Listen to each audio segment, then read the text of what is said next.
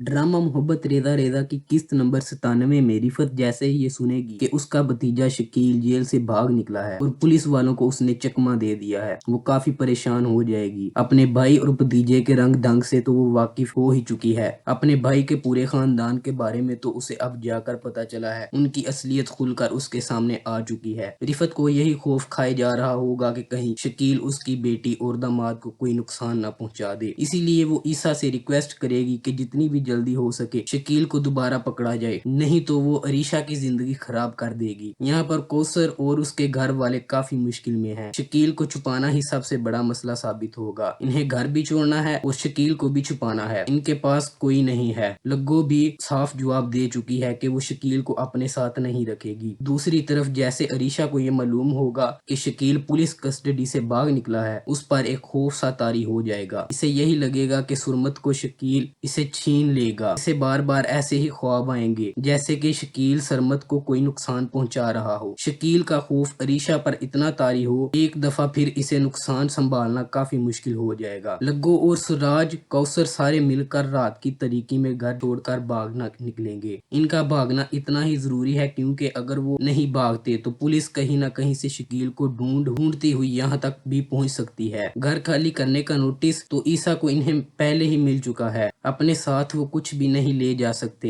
इसीलिए रात की तरीकी में निकलना चाहेंगे। जो जेवर और कपड़े वो बचा सकते हैं वो तो कम से कम बचा लें। नग्गो भी ज्यादा परेशान होगी, अपनी माँ से यही कहेगी कि जितनी जल्दी हो सके शकील को कहीं भेज दें। कहीं ऐसा ना हो कि शकील की वजह से इन्हें भी कोई मुसीबत ना उठानी पड़ जाए। नग्गो एक दफा फिर आरेज की तरफ माइल होने की कोशिश करेगी, इसे कॉल करेगी, मगर आरेज नग्गो की सारी बातें सुनने के बाद अब जान चुका है कि नग्गो इसे कितना बड़ा धोखा दिया था।